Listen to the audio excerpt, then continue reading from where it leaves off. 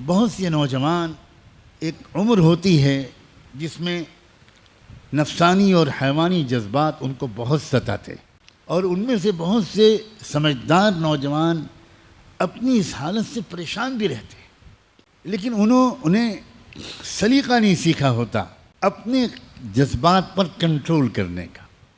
ان میں سے جتنے نوجوانوں کو ذرا فکر مندی نصیب ہو جاتی ہے، وہ تنہائیوں میں اپنے راز کھولتے ہیں اور وہ بتاتے ہیں کہ میں اس بری عادت میں مبتلا ہوں۔ اور بعض بری عادتیں تو وہ ہیں کہ جن کو بتانے کی بھی کوئی ضرورت نہیں ہوتی، ان کی نحوست اور ان کے مضر اثرات انسان کے چہرے پر صاف نظر آتے۔ ابھی چند دنوں پہلے ایک نوجوان میرے پاس آیا اور اس نے آ کر کہا کہ بہت پریشان رہتا ہوں، پڑھائی میں دل نہیں لگتا وغیرہ وغیرہ، تو دماغ بالکل سن ہو گیا ہے، کسی کام کے لائق نہیں رہ گیا ہوں، پتہ نہیں کیا ہوتا جا رہا ہے، مجھے کوئی عمل بتا دیجئے، کوئی دعا کر دیجئے، پانی پہ دم کر کے دے دیجئے۔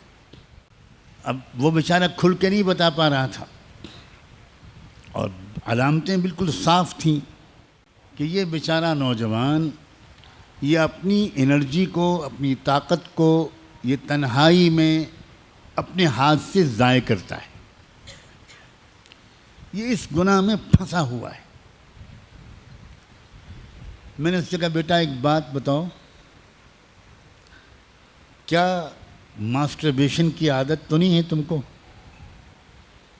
اپنے ہاتھ سے اپنی جوانی کی قوت کو نکالنا؟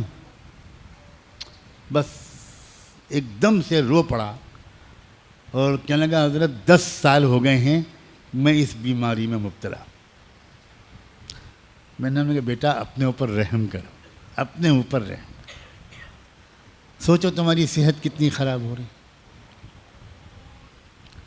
یہ تمہاری یادداشت کا کمزور ہو جانا، یہ پڑھائی میں دل نہ لگنا، یہ کنسنٹریشن کا بالکل بار بار بریک ہو جانا،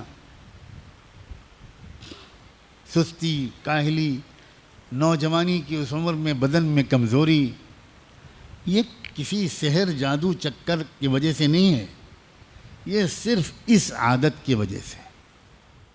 اور پھر تم ابھی اپنے اوپر ظلم کر رہے ہو، کل کو جب تمہاری شادی ہوگی تو اس وقت تم اپنے اوپر ظلم کے بعد تم تو ہوگے شرمندہ، اور تمہاری بیوی ہوگی تمہارے ہاتھ کی مظلوم، اور پھر خاندان میں تمہاری بدنامی ہوگی۔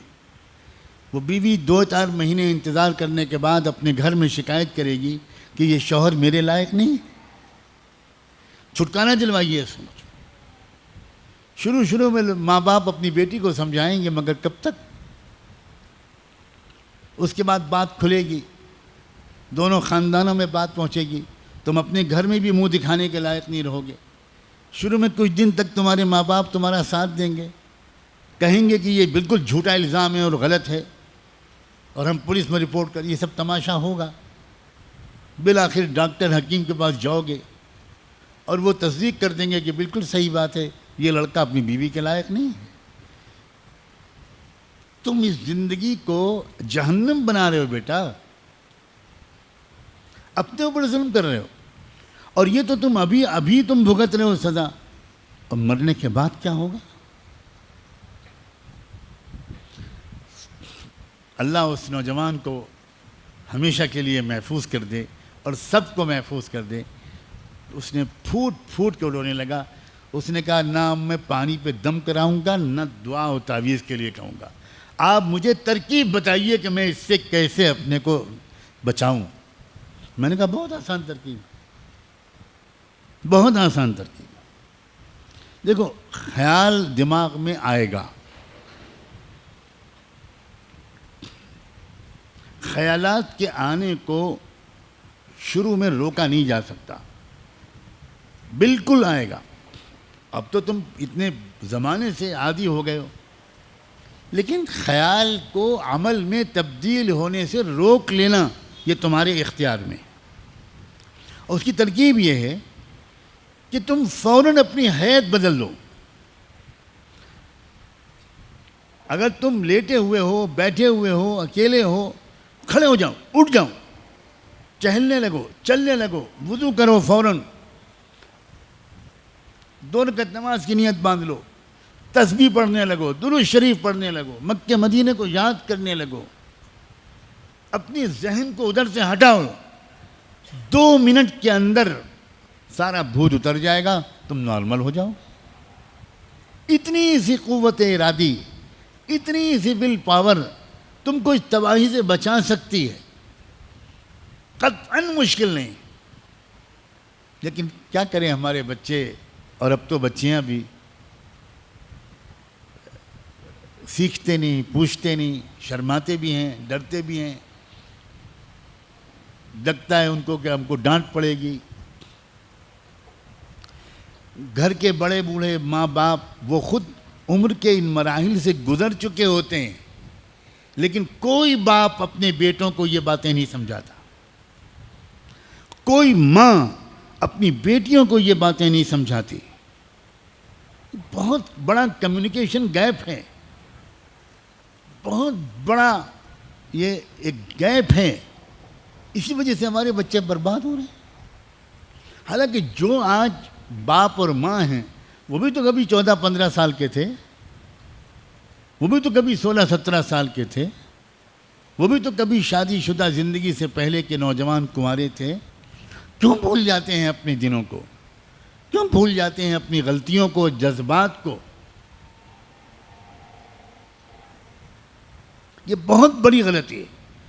اور میں پچھلے کچھ عرصے سے اب میں نے فیصلہ کیا ہوا ہے کہ میں بار بار ان باتوں کو کھول کر بیان کروں گا. کیونکہ مجھے جب بھی ایسی باتیں میں نے کھول کر بیان کی ہیں، مجھے 50 سے 100 تک میسیجز یا ای میل ملے ہیں کہ تھینک یو ویری مچ مولانا، اللہ آپ کو جزائے خیر دے.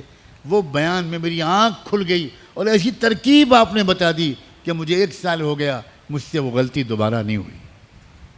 اس کا مطلب یہ ہوا کہ ہمارے عزیز نوجوان بچے یہ ہمارے جگر کے ٹکڑے ہیں بھائی، یہ ہماری امت کا مستقبل ہے، یہ قیمتی لوگ ہیں. ان کو ذرا سے مشورہ دے دیا جائے پیار سے، اور مزید اللہ توفیق دے تو ان کے لیے دعا مانگ دی جائے تنہائی میں. کیا پتہ اللہ تعالیٰ ان کو ہمت دے دے اور وہ بہت آسانی کے ساتھ اس دلدل سے نکل آئیں. جن لوگوں کا روحانی پہلو مضبوط رہتا ہے وہ بہت آسانی سے اپنے جذبات کو قابو میں کر لیتے. انہیں تو اتنا عمل بھی نہیں کرنا پڑتا جتنا میں نے بتایا. جیسے کوئی خیال ان کے دل میں آتا ہے وہ ایک دم سے استغفر اللہ پڑھتے ہیں، لا حول ولا قوت الا باللہ پڑھتے ہیں. حضرت یوسف علیہ السلام نے کیا کیا تھا؟ بھاگے تھے اور کہا تھا معاذ اللہ. اتنا ہی تو کہا تھا انہوں نے، معاذ اللہ، اللہ بچا لیجیے مجھے. بھاگے بھی اور دعا بھی مانگی. یہ بہت اہم اشارات ہیں. نقل مکانی، اس جگہ سے ہٹ جانا، پوزیشن کو چینج کر دینا، یہ سب روحانی قسم کی تدبیریں ہیں جن سے انسان بڑی آسانی کے ساتھ نفس اور شیطان کے حملوں سے بچ سکتا ہے.